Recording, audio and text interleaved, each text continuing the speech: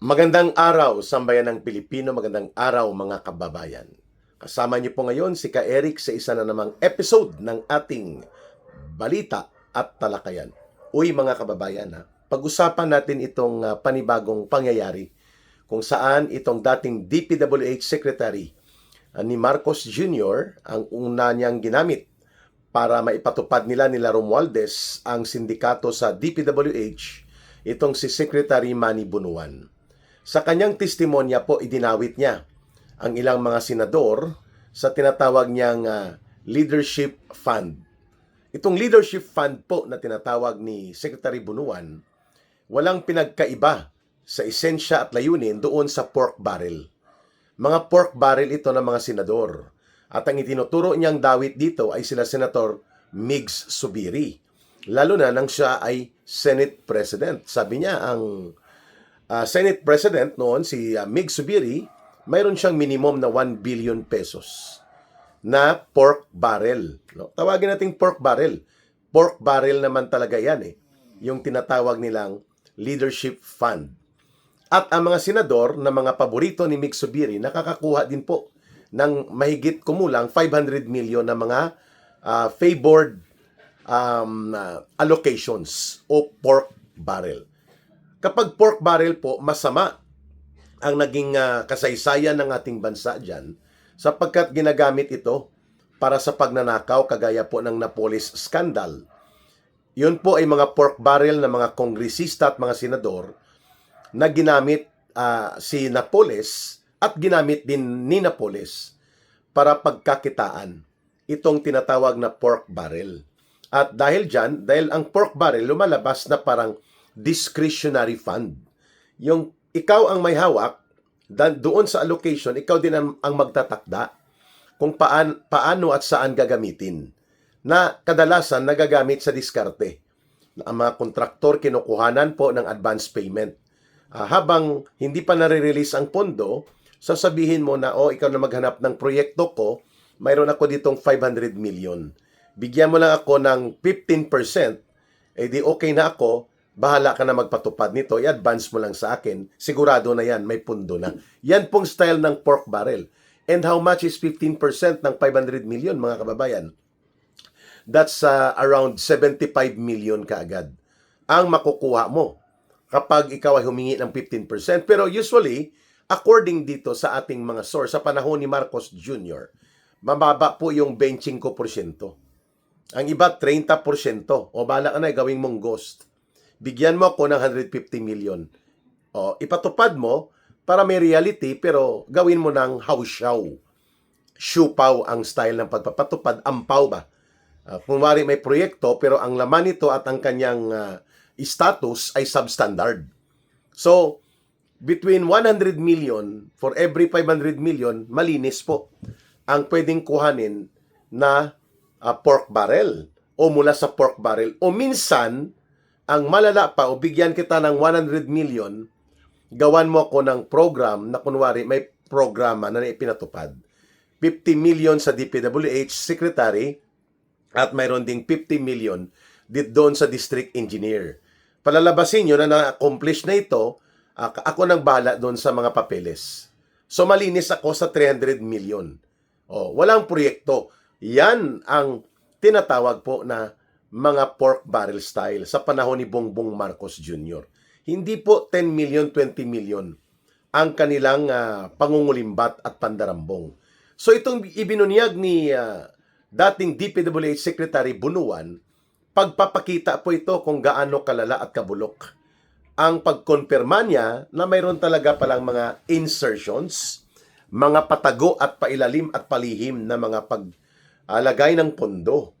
Pero sabi ni Senator Robin Padilla, at hindi pa natin naririnig ang pagpapaliwanag ni Senator Bongo, sabi niya na identify namin ang mga projects namin pero nakalagay doon for later release.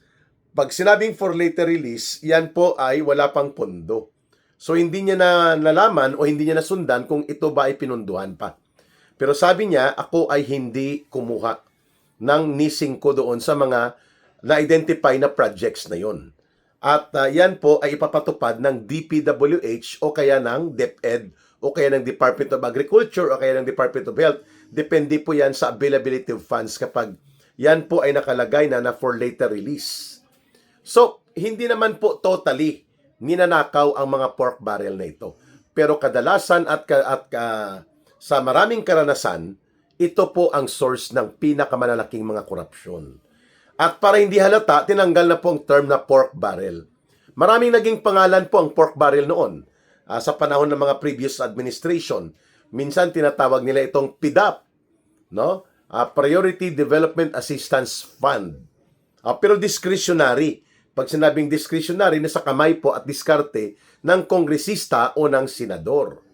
So therefore, mataas po ang possibility na mamaniobra at mamanipulate ang naturang pundo para sa pangungurakot. So mayroon din tinatawag na DAP, Development Acceleration Program, sa panahon ni Noynoy Aquino.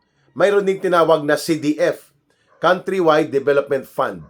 CDF man, PDAF, or DAP, ang mga ito po ay pork barrel at idiniklara ito ng Korte Suprema na unconstitutional. Kaya nagkaroon po ng mga pagbabago at reforma doon sa budget process. Kailangan naka-itemized. Pero ang mga itemized budgeting na ito at ang pagbabawal ng Korte Suprema sa tinatawag po na pork barrel, inikutan ni Marcos Jr. At tinawag niya ito na insertions and mga unprogrammed appropriations. Karamihan po, mahigit 4,000 na mga flood control projects ay pinunduhan at pinarilisan ni Marcos at ipinatupad nila Romualdez sa itinago nilang pondo na tinatawag na DAP. Sa tinatawag nilang pondo na unprogrammed appropriations. So, ang unprogrammed appropriations, para hindi mahalata na dyan mo kukunin ang mga nanakawin, ay later ang funding niyan, funding later. Kapag unprogrammed, no? Ibig sabihin walang items pero nakalagay dyan na may mga nakaprograma na. Hahanapan pa ng pondo at usually dyan inilalagak o dyan po ipinapatupad ang pondo na inuutang ng gobyerno. The unprogrammed appropriations ay nagagamit po yan mula sa mga loans ng government. Pangalawa, sa mga buwis na nakukolekta na bago ipatupad, mga bagong buwis. At pangatlo, doon sa mga savings o mga sobrang pondo na nakukuha sa mga government-owned and controlled corporations that include pati pong nangyari sa PhilHealth na 60 billion pesos noon na dineklara ng Korte Suprema na mali at unconstitutional at yung PDIC, Philippine Deposit Insurance Corporation, na mga 121 billion pesos. 121 billion pesos, 60 billion pesos sa PhilHealth. So that's around 181 billion pesos ang kinuha nila Marcos at Ralph Recto upang ilagay doon sa unprogrammed appropriations upang maipatupad ang mga libo-libong mga kunwari ay flood control projects na pinagnanakaw at diniskartihan. Yan mga kababayan, ang pag-ikot ni Marcos kung paano niya ginawa nila Martin Romualdez na wala kunwari ang title na pork barrel, wala ang mga tinatawag na PDAF, DAP o CDF, pero nandun po sa unprogrammed appropriations ang diskartihan. At malinaw, ang purpose po ni Marcos dyan ay itago sa taong bayan ang mga pundo na kanilang titirahin. Parang inassassinate ang pundo ng gobyerno. At sino po ang pwedeng makakapagpapalabas at makapagpa-approve sa mga pundo na ito sa unprogrammed appropriations?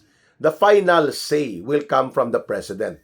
At ang gumagawa po ng final recommendation for the unprogrammed appropriations, ang Department of Budget and Management Secretary. Kaya tama po yung binabanggit ni Adrian Bersamin na yung undersecretary ni Marcos dati sa Malacanang na naging bagman niya kasama sa isa pang undersecretary noon na si Jojo Cadiz. It was Amina Pangandaman at tinukoy din ito ni Saldico na si Amina Pangandaman po ang kumakamada bilang budget secretary ni Marcos kung papaano ilusot ang mga naka-unprogrammed appropriations upang aprobahan ni Marcos. And Marcos Jr. was able to implement more than 4,100 flood control projects amounting to almost 1 billion pesos. Amounting to almost 1 trillion pesos. mga kababayan. 1 trillion pesos. Mahigit ang cost ng unprogrammed appropriations na ipinatupad ni Marcos over the last 3 budget cycle. At ang nagre-recommend niyan for implementation and funding si Amina Pangandaman. Na ngayon, matapos pinagpahinga ni Marcos ng mga 3 buwan, ay binalik niya naman sa isang national bank ng gobyerno, no? National Bank para sa Bangsamoro people na ito daw ay bangko para sa ating mga kapabayan at mga kapatid na mga Muslim at parang counterpart ng Philippine National Bank Langing, no? At ito ay doon naman inilagay si Amina Pangandaman. Wow. At hindi ito napapanagot. Pinangalanan din po ito ni Ping Lacson, si Pangandaman, si Bersamin, at iba pang mga nasasangkot noon na sabi niya parang pinaikutan lang si Marcos Jr. Kung kaya nangyari ang iskandalo ng pinakamalaking pandarambong at pangungurakot sa flood control. Hindi ito bumenta sapagkat the last say and the authority to implement and cause an effect of release of funds will not come unless it will be approved and signed by the President. Unless sinabihan niya si Lucas Bersamin, ang kanyang executive secretary, by the power and authority of the President, signed executive secretary. Ayun. No? So, pwedeng nangyari yon. Pero malinaw po na itong pag-amin ni dating DPWH Secretary Manny Bunuan doon sa pag-exist ng tinatawag na Senate Leadership Fund na isang pork barrel system sa loob ng Senado nung panahon nila Subiri, and we are not sure kung ito ba ay nangyari din sa panahon ni Escudero, mukhang nagtuloy-tuloy ang naturang pork barrel system.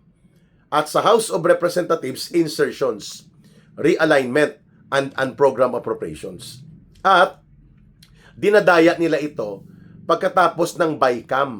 Ang Bicameral Committee Conference po, representation ng Senate, ng mga senador, representation ng House of Representatives upang i-reconcile at mabuo ang buong General Budget Bill.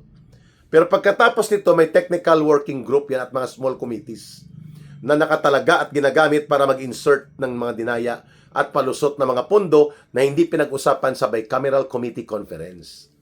Kaya po, kailangan sa Bicameral Committee Conference, isilyo na kaagad ang kung ano man ang mga natapos at napag-usapan at i-report sa taong bayan. Ito ang resulta ng Bicameral Committee Conference. However, pwede pa rin po lumusot ang insertion sa Bicameral Committee Conference. Kapag sinabing insertions, mga kababayan, ito po ay hindi nakasama sa National Expenditures Program. Ito po ay isiningit lang. May dalawang mukha po yan sa ilalim ni Marcos at ni Romualdez. Ang isa po ay Parada Fund.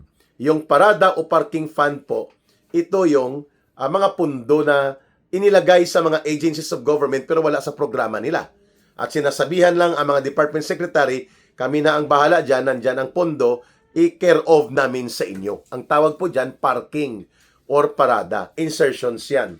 May isa pang tinatawag na parking or tawag nila ay sagasa or sagasa. Ibig sabihin po, wala nang notice, magugulat na lang ang DPWH, may pumasok na, for example, 100 billion pesos. Oh, ba't may 100 billion pesos to? Ang budget natin, tatawagan na lang yun sila. Kami na mag-implement niyan, ayon kay Speaker. Yun ang mga role ni Saldico. Ang pag-implement ng sagasa, ang pag-implement ng tinatawag na parking o mga nakaparada. Wow. Ganyan po ipinatupad ni Marcos ang sindikato style. At ngayon, kinukumpirma ni Bunuan na may umiiral na ganitong sistema.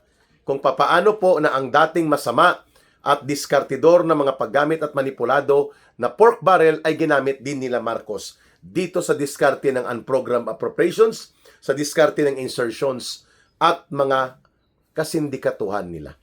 All of this were revealed by Saldico, confirmed initially by the Diskaya couple, and at the same time, ito po ay sinabi ng mga contractors. At sabi nga ng mga Diskaya, bago pa po dumating yung proyekto, bago pa po matapos na mapirmahan ni Presidente, ni Marcos Jr., ang budget na maging General Appropriations Act, kinukuha na po kami ng mga advance mobilization and advance payment. Ayun. Hindi lang sila, kundi pati ang mga contractors. Kaya pagdating po ng implementasyon ng mga proyektong ito, kalahati niya na halos ubos na. If you were given a 100 billion budget na may pundo na, ang maiiwan dyan sa mga kontraktor na pinagnakawan na nila Marcos, Romualdez at Saldico ng sindikato nila, 50 billion na lang. So what will happen to the project na pinunduhan ng 100 billion? Wala na. Kadalasan nagiging ghost o naging substandard. Ayun, pinapalusutan na lang. Hindi man pwede na hindi kumita at mababawi ang mga pera na ito na ibinigay. Halimbawa, 100 billion. O, kinuhanan ka na ng 40 billion, 60 billion ang maiiwan. Di ang implement mo is only 10 billion para mabawi mo rin at makapagtubo ka. See? That's what we say. Na ganyan po ang kalakaran sa loob ng administrasyon ni Marcos. Manny Bunuan as part of an interior operation sa loob ng DPWH na mayroon din po siyang direktang kaalaman at partisipasyon needs to explain and expose everything that he knows. Sapagkat ito po ay mga icing in the cake lang ang ginagamit ni Bunuan na kunwari ay nagbubunyag siya pero selectively. Pinipili niya lang mga senador na tinatarget niya. Like for this one, iniugnay niya si Senator Bongo at si Senator Robin Padilla na alam natin ay publicly mga nasa linya po ito ng Duterte political camp.